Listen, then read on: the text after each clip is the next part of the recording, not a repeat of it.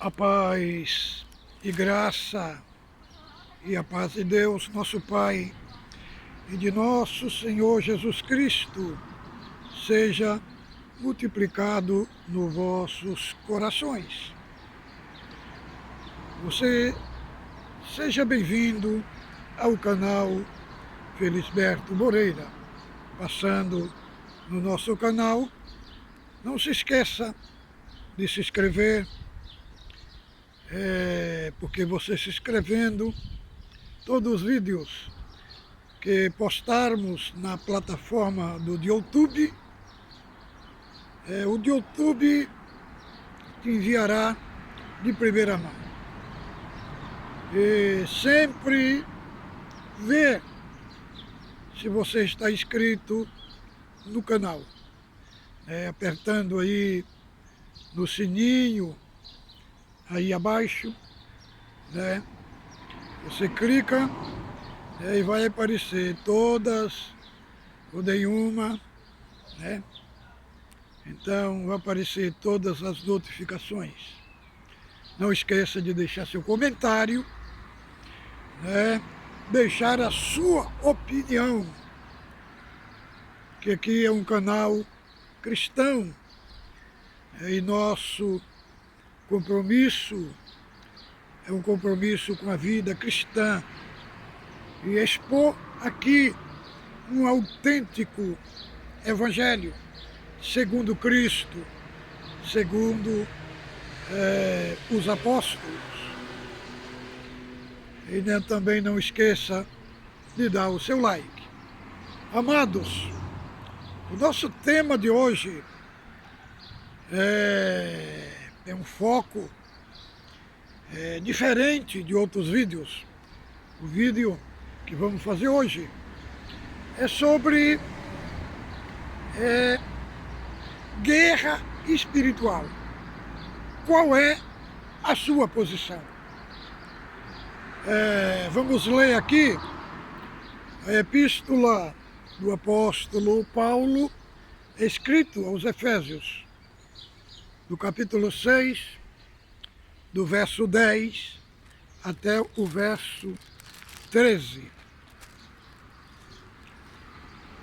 É escrito assim: no demais, irmão meu, fortalecei-vos do Senhor e na força do seu poder, revesti-vos de toda a armadura de Deus, para que possais estar firme contra as astutas ciladas do diabo. Porque não temos que lutar contra a carne e o sangue, mas sim contra os principados, contra as potestades, contra os príncipes das trevas deste século, contra as hostes espirituais da maldade dos lugares celestiais.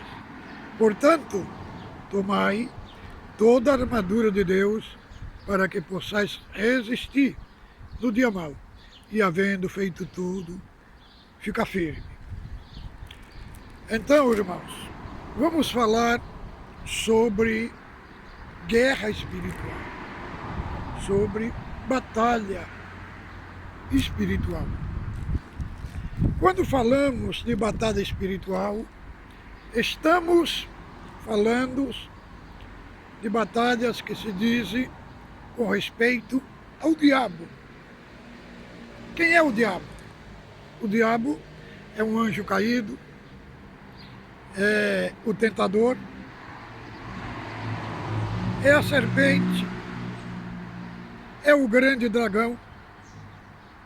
Ele é manipulador e ele é chamado de amigo de Deus.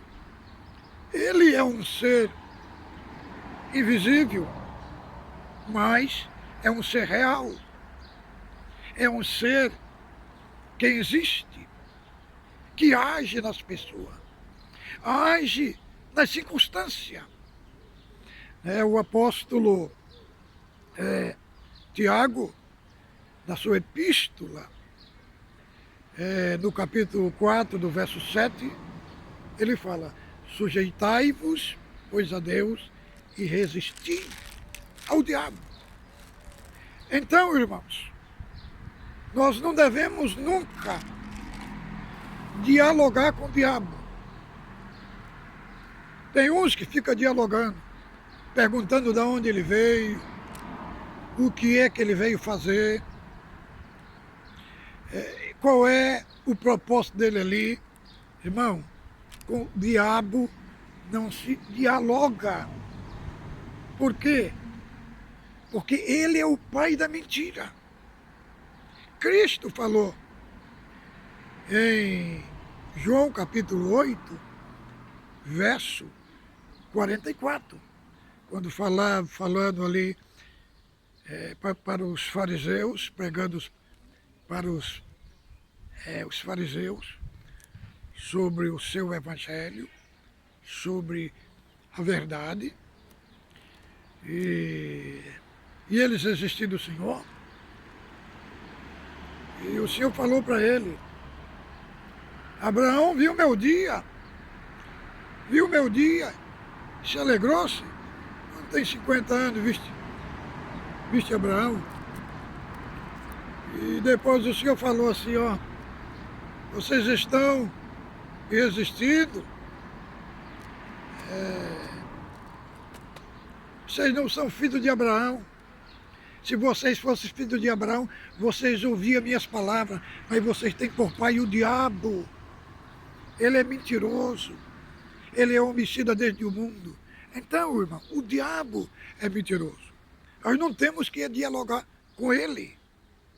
Tiago fala aqui na carta. O diabo, nós temos que resisti-lo. Como que nós resistimos? Com as nossas palavras? Não, irmão. Tiago fala claramente. Primeiro, antes de resistir o diabo, nós temos que nos sujeitar a Deus. Se colocar debaixo da soberania de Deus, para depois resistir. Como nós resistimos a Ele? Em Cristo. Em Cristo.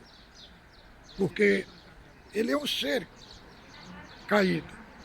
Ele é uma grande autoridade no mundo das trevas. Ele é uma grande autoridade satânica.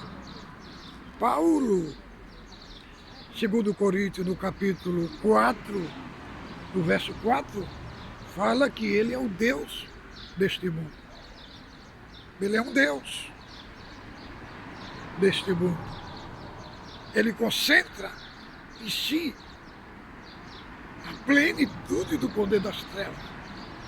Está sobre ele. E para resistir ele, nós não resistimos pelas nossas palavras. Nós resistimos ele em Cristo. Cristo. Porque Cristo que é o nosso Salvador. É o Deus unigênito. É nele que resistimos. Porque ele que é o vencedor. Ele que é o conquistador. Nós somos o conquistado. Né? Nós vamos ver aqui claramente o apóstolo Paulo, aqui na Epístola aos Efésios, ele fala das peças dessa armadura. Vejam bem, ele fala da couraça da justiça, ele fala da verdade, ele fala calçar os pés da preparação do Evangelho da paz, do escudo da fé. Por último, ele vai falar da arma do Espírito, da espada do Espírito. Então, nessa armadura, só temos só uma arma de ataque, que é a espada do Espírito, que é a palavra de Deus. Então, nós estamos em tempos de grande turbulência, de grande aflição, de grande caos econômico, social, moral, né, espiritual no meio do povo. Então nós devemos que entender uma coisa, irmãos. Quantos que estão com seus sentimentos emocionais destruídos.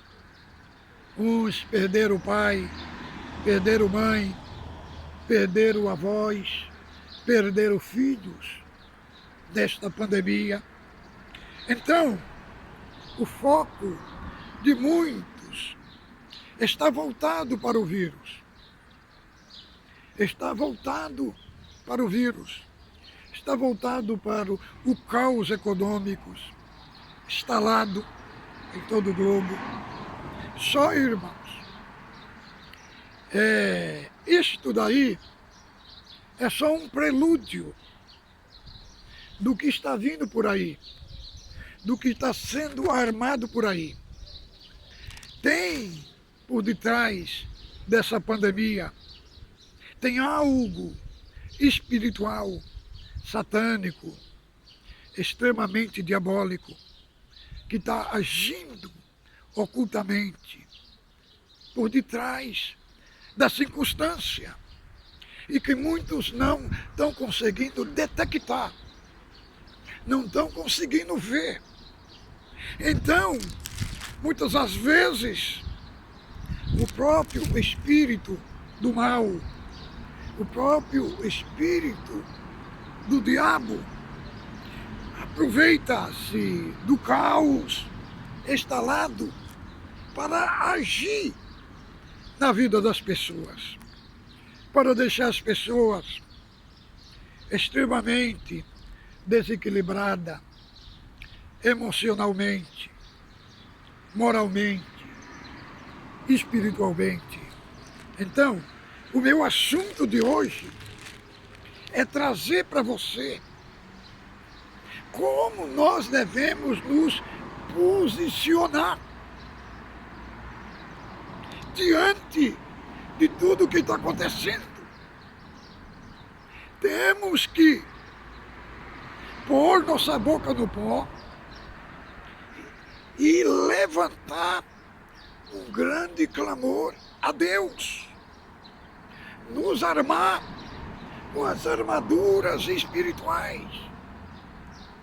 Porque o foco, irmão, não são só as mortes das pessoas.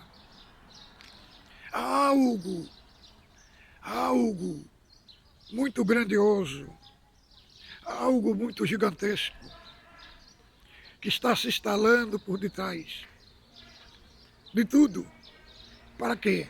Para te tirar do centro da vontade de Deus. Irmão, no livro de Neemias, está escrito lá que o povo trabalhava.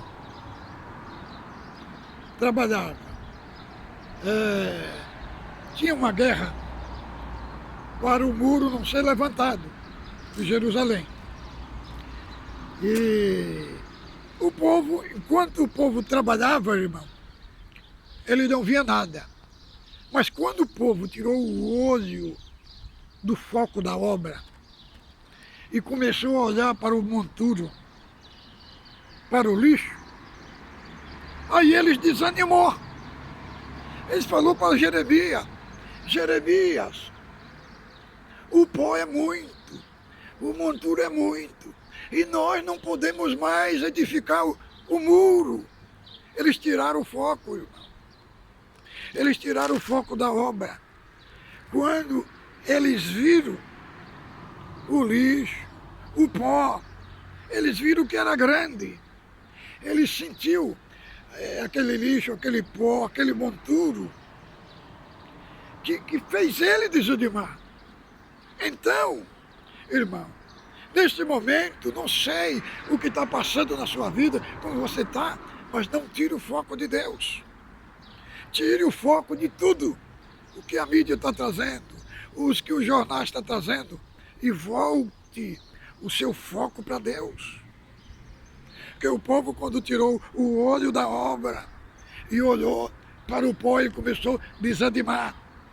Então, irmão, nós estamos engajados em uma grande batalha espiritual, guerreando contra seres altamente demoníacos, maligno, satânico.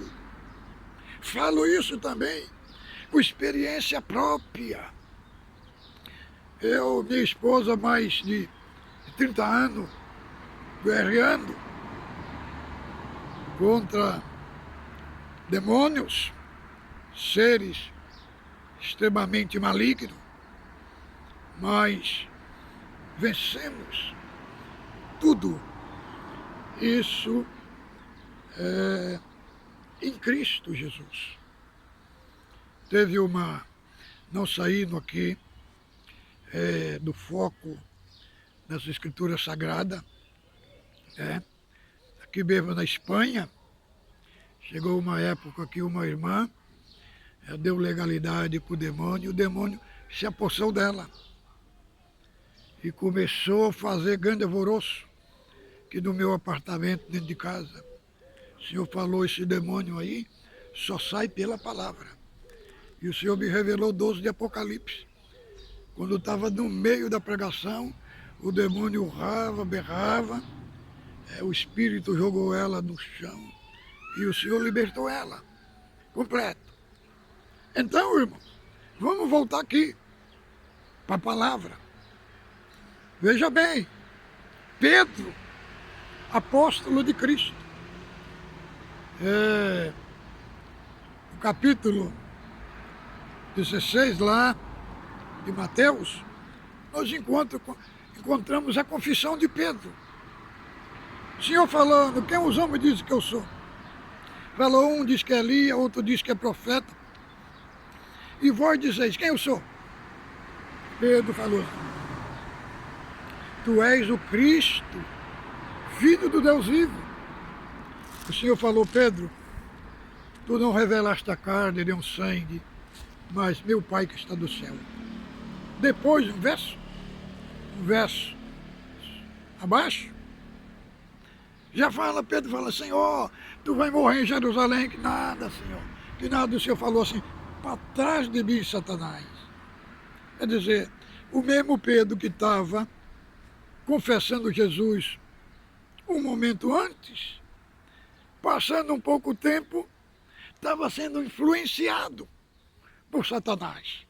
Então, irmão, é um momento de muita comunhão, de muita vigilância, que temos que estar. Porque, por isso que temos que viver em oração. Temos que ter uma vida de oração. Eu, por exemplo, eu não aconselho. Quem quiser fazer, sinta-se à vontade, mas eu próprio não aconselho ninguém ficar fazendo oração em redes sociais. Por quê, irmão? Porque ali você está exposto. Você está exposto a muitas coisas. O Senhor Jesus falou assim, quando orares, entra dentro do teu quarto e ora a teu Pai Celestial. Teu Pai Celestial, que te vê em oculto, te recompensará. Entendeu, irmão? Então temos que sair de cena e voltarmos para a oração, para o clamor.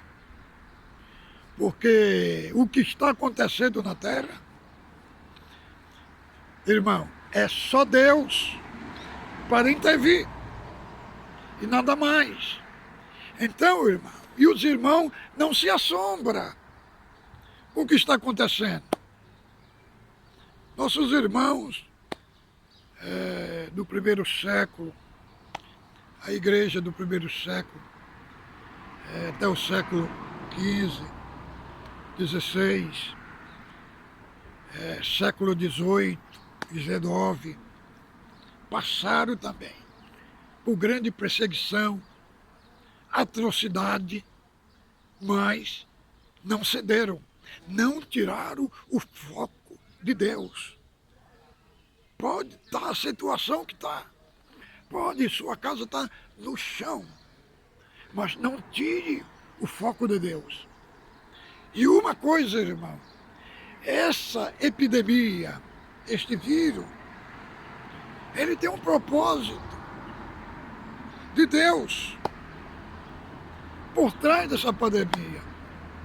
Alguém pode falar, mas Deus é culpado? Não, irmão. Mas Deus sempre usou da perversidade dos homens para disciplinar o seu povo. Deus usou do cativeiro babilônico, irmão, para converter os filhos de Israel, para restaurá-los. Entendeu? Então, não é dizer, o homem faz o mal para a perversidade. Mas Deus usa o mal que os homens fazem como um propósito, muitas vezes para nos educarmos, muitas das vezes para ficarmos mais perto de Deus. Veja bem, tem um episódio na vida de José, só para os irmãos entenderem o que eu estou falando aqui. Este é um princípio da providência de Deus, que age em paralelo. Ali o homem é igual o rio Amazonas e o rio Negro. A água é preta e a outra água é branca. Então, ali você vê a divisa certinha. Um lado é água branca e o outro lado é água preta. Não se mistura. Assim é a soberania de Deus. Como Deus age. Irmão, age ali, o homem age com perversidade. Mas Deus usa da perversidade do homem para estabelecer um processo. Se vocês vão entender. José. Quem vendeu José para o Egito foi os seus irmãos. Foi uma perversidade. Né? Mas final lá do capítulo 50, capítulo 48, é quando José recebe seus irmãos. O que é que José fala? Seus irmãos, com medo de José, castigá-lo, fazer com ele como eles fizeram com José. José disse, não ponha isso no vosso coração. Não foi vocês que me enviaram, mas foi Deus. Foi Deus que me enviou diante da vossa face para conservar a vossa sucessão na terra. Entendeu? Como é que é? Deus usou da perversidade dos irmãos de José para cumprir um propósito de Deus na vida de José. Isso chamamos da concorrência da providência. É uma doutrina da providência de Deus que se chama concorrência. Quer dizer, José conseguiu ver não a maldade dos seus irmãos, mas conseguiu ver por detrás de toda a perversidade dos seus irmãos, Deus agindo por trás para cumprir um propósito. Meus amados, há um propósito de Deus, há um propósito de resgate de alma por detrás dessa pandemia. Há um propósito de Deus que muitas vezes muitos esperneia, muitos não entendem e não compreendem. Mas estamos em guerra, estamos numa batalha. E aqui o apóstolo Paulo, no capítulo 6, ele fala, no demais, irmão meu, fortalecei-vos no Senhor e na força do seu poder. Esta epístola, Paulo escreveu ela aos Efésios. Esta igreja ela foi fundada por Paulo lá em Atos dos Apóstolos, no capítulo 19. Era uma cidade entregue à feitiçaria, à bruxaria. E em Éfeso tinha uma deusa que se chamava Diana. O comércio era muito grande, muito grande. E quando Paulo começou a pregar na cidade a Jesus Cristo, ele começou a derrubar o lucro de Demétrio, que Demétrio era o dono daquela fábrica de nichos de Diana, pequenas imagens, que ele vendia para os turistas que vinham ali em Éfeso. Então é um comércio muito grande.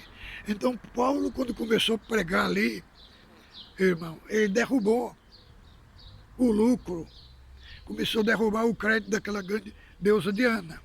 Então é o único lugar que fala sobre o apóstolo Paulo, que Deus fez por ele maravilhas extraordinárias. O povo tirava os seus aventais e jogava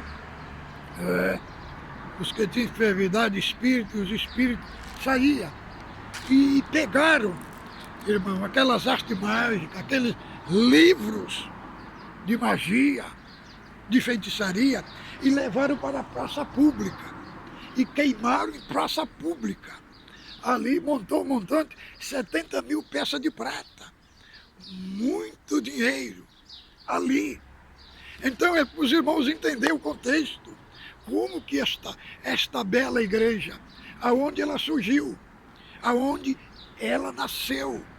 Nasceu num lugar completamente dominado pela força do mal, pela força diabólica.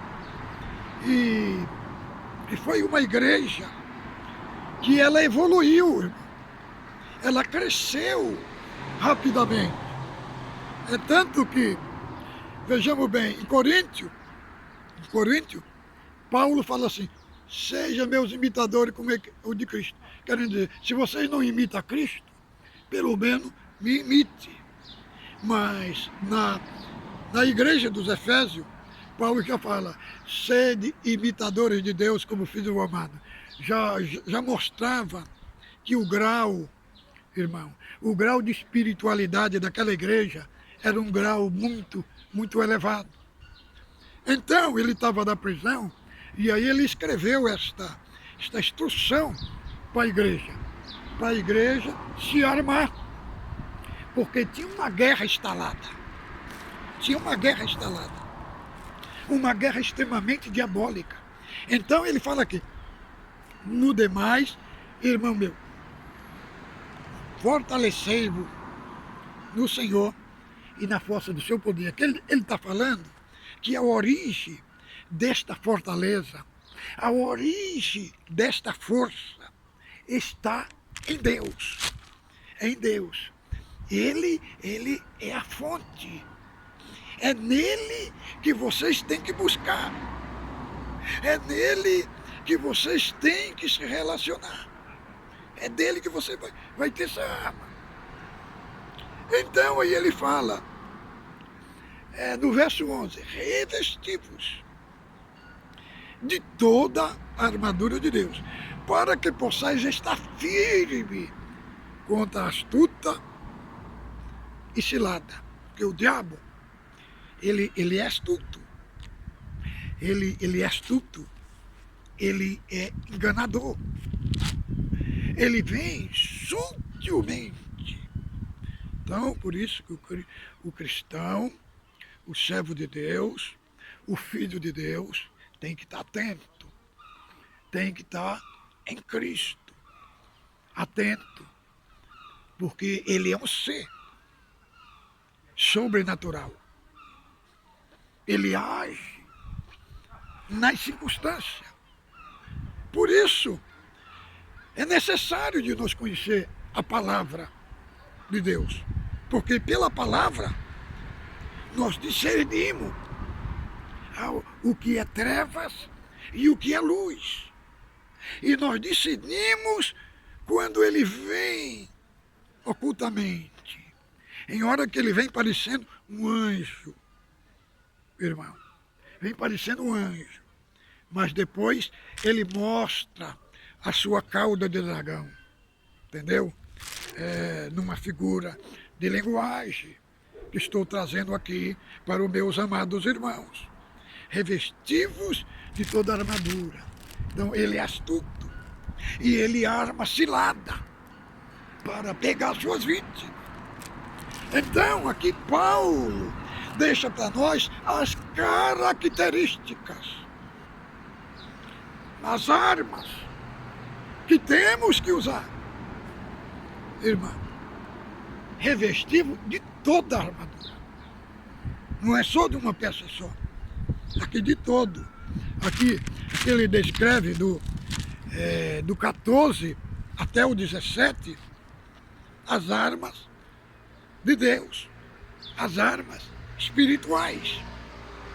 E aqui ele descreve um soldado romano, porque ele estava preso em Roma.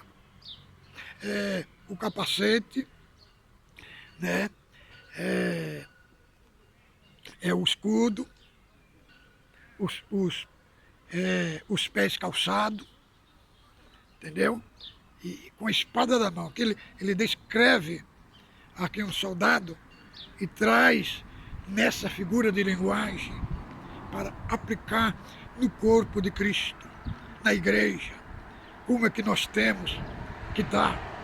Então, irmão, uma coisa o Senhor te diz hoje aqui: não dê legalidade para o diabo. O apóstolo Pedro, na sua primeira carta do capítulo 5, ele fala que o diabo, ele ruge como leão. Ele não é leão, mas ele ruge como leão. Atrás de quem possa tragar, ele ruge em derredor. Em derredor é uma medida, é um limite que Deus coloca entre seus filhos e ele. É um limite, até aquele limite ele vem. Dali para cá ele não pode entrar. Por quê, irmão? Porque Deus pôs um limite na vida dos salvos, na vida daqueles que verdadeiramente foram regenerados e estão seguindo a Cristo. Deus pôs uma medida. Ele te ataca, mas uma coisa você tem que fazer: você não pode dar legalidade para ele. Não dê legalidade para o espírito das trevas. Feche a porta, a porta do sentido, numa figura de linguagem aqui, da sua vida. Não dê ocasião para ele. Diz a palavra, disse Paulo também em Efésios, no capítulo 4, não deis lugar ao diabo. Então, irmãos, temos que nos conscientizar que estamos numa guerra real e estamos no final do tempo. E não se entristeça com o que eu vou te falar aqui agora, né? A coisa não vai melhorar, vai piorar. Vai melhorar onde? Vai melhorar dentro de você. A melhor é dentro de você. Aqui não espere glória. Nossa glória será lá no céu. Então, temos que estar armados. Então, quando lemos aqui o 12, olha aqui: porque não temos que lutar contra a carne e o sangue, mas sim contra os principados, contra as potestades, contra os príncipes das trevas deste século, contra as hortas espirituais da maldade nos lugares celestiais.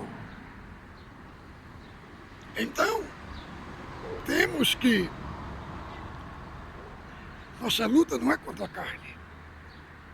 Tenhamos muito cuidado de achar que a nossa luta é contra o nosso irmão. E aí nós vamos guerrear carne com carne. Ou com algum descrente. Entenda que é ao sobrenatural que está agindo por trás. Paulo enfatiza muito aqui esta guerra. Nossa luta não é contra o sangue, nem contra a carne, mas é contra principados, é contra a potestade, é contra as hostes espirituais da maldade, nos lugares celestiais. Então, a igreja, como nós devemos nos posicionar? Nos posicionando na guerra em Cristo. Em Cristo, irmão. Em Cristo que nós vamos vencer a guerra. Porque aí nós estamos debaixo da tutela, debaixo da soberania de nosso Redentor. Então, é nele que temos que nos esconder. Temos que estar debaixo do seu senhorio, porque estamos debaixo do seu senhorio, a guerra vem, mas ele não nos consegue. Ele não nos consegue nos detonar, porque estamos debaixo de uma autoridade maior do que ele tem. Olha, no capítulo 1, do verso 9, da Epístola de Judas, fala que Miguel disputava com o diabo a respeito do corpo de Moisés. E diz a palavra que ele não usou nenhum juízo de maldição, mas usou dizer, o Senhor te repreende, ó Satanás. Ele tratou ele com respeito, mas ele não repreendeu ele na sua autoridade. Repreendeu ele na autoridade do Senhor, de Deus.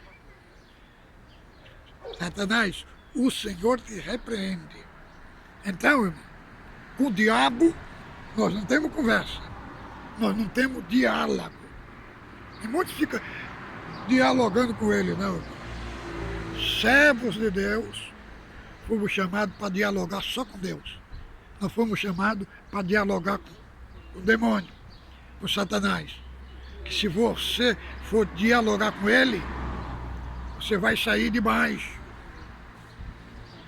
da autoridade, da soberania de Deus.